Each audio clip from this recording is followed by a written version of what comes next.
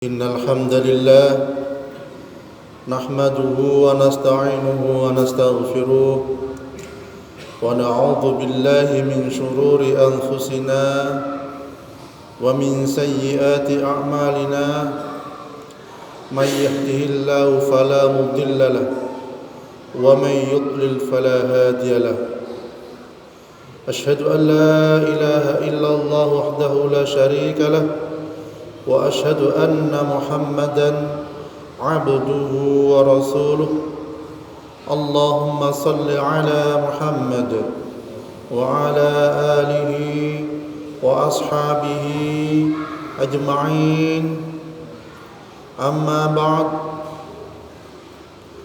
فيا أيها الناس اتقوا الله حق تقاته ولا تموتن إلا وأنتم مسلمون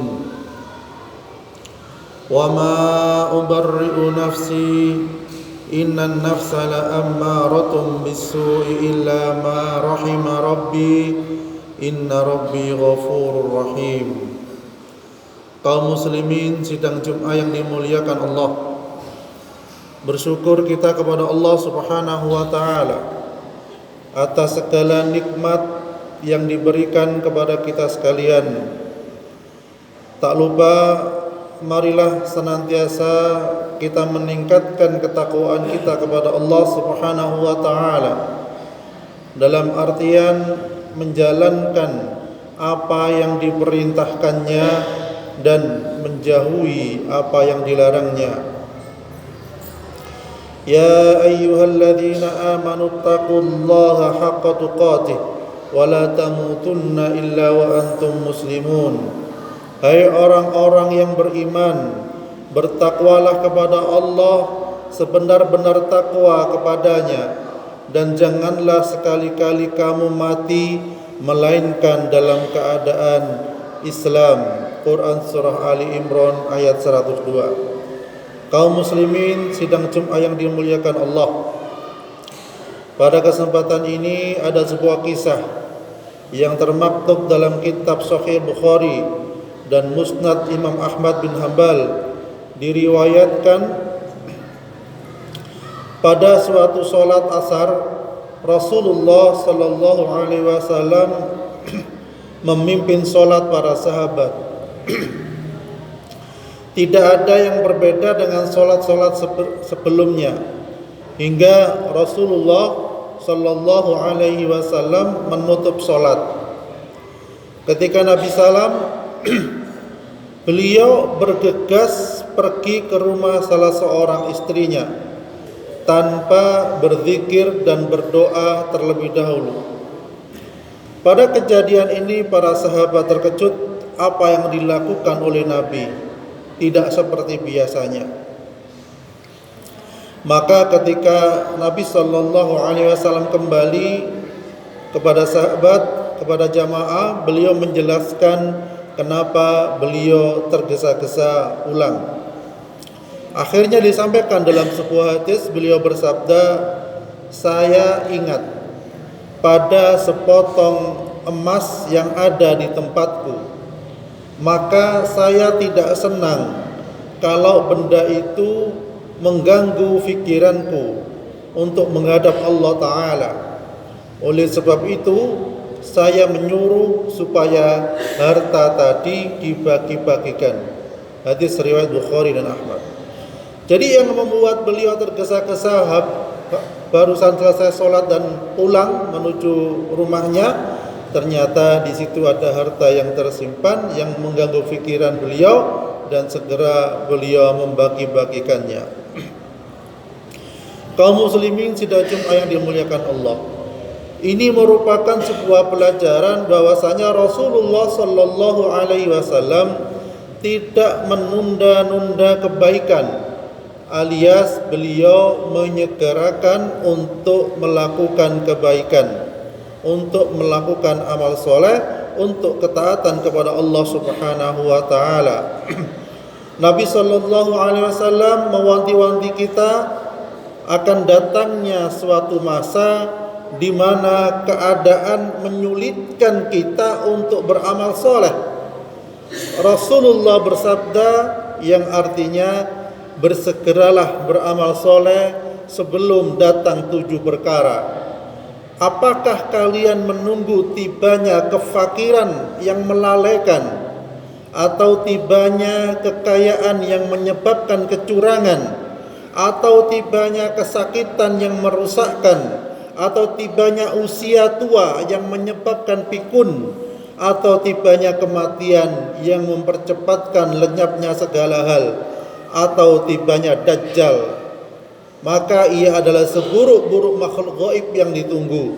Atau tibanya hari kiamat, maka hari kiamat itu adalah lebih besar bencananya serta lebih pahit penanggungannya.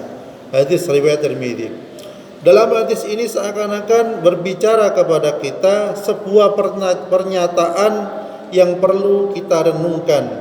Jadi seakan-akan Nabi Shallallahu Alaihi Wasallam juga bertanya kepada kita, belumkah tiba bagi kita untuk menyegerakan amal soleh?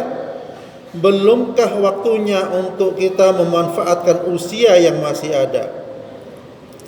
Kaum muslimin sidang Jumat yang dimuliakan Allah, mari kita berlomba memacu, mengumpulkan amal soleh yang mengisi pundi-pundi pahala kita untuk pulang ke akhirat kelak.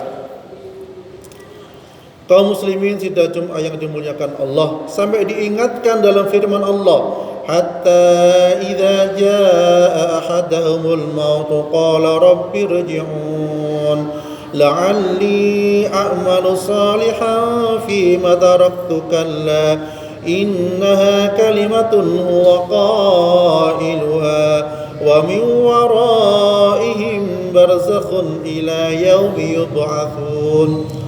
Hingga apabila datang kematian kepada seseorang dari mereka, dia berkata, ya Rabbku, kembalikan aku ke dunia agar aku berbuat amal soleh terhadap yang telah aku tinggalkan. Sekali-kali tidak, sesungguhnya itu adalah perkara yang diucapkan saja, dan di hadapan mereka ada dinding sampai hari mereka dibangkitkan. Jadi saking menyesalnya si mayit yang sudah dicabut nyawanya oleh Allah Subhanahu wa taala, dia ingin dikembalikan ke dunia agar bisa beramal soleh. Mudah-mudahan kita sekalian dimudahkan Allah untuk beramal soleh. Barakallahu fil Qur'anil azim wa nafa'ani wa iyyakum bima fihi minal ayati wa dzikril hakim wa taqabbal minni innahu wal ghafurur rahim.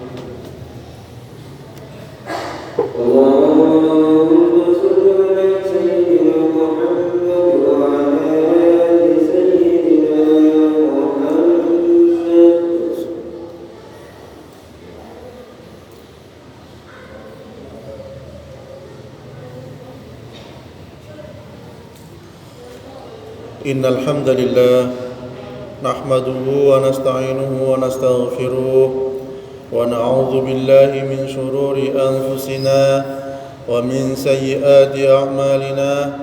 Asyhadu an la ilaha illallah wahdahu la syarika lah wa asyhadu anna Muhammadan abduhu wa rasuluh. Allahumma salli ala Muhammad wa ala alihi wa ashabihi ajma'in. Amma ba'd. Walau tara idhil mujrimuna nakisu ru'usihim 'inda rabbihim rabbana absarna wa sami'na farji'na na'mal salihan inna muqinun.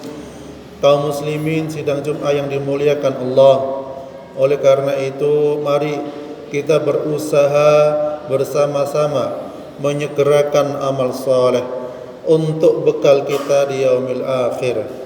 Andai kata masih belum mencukupi harta, jangan menunda untuk bersedekah semampu kita. Andai kata masih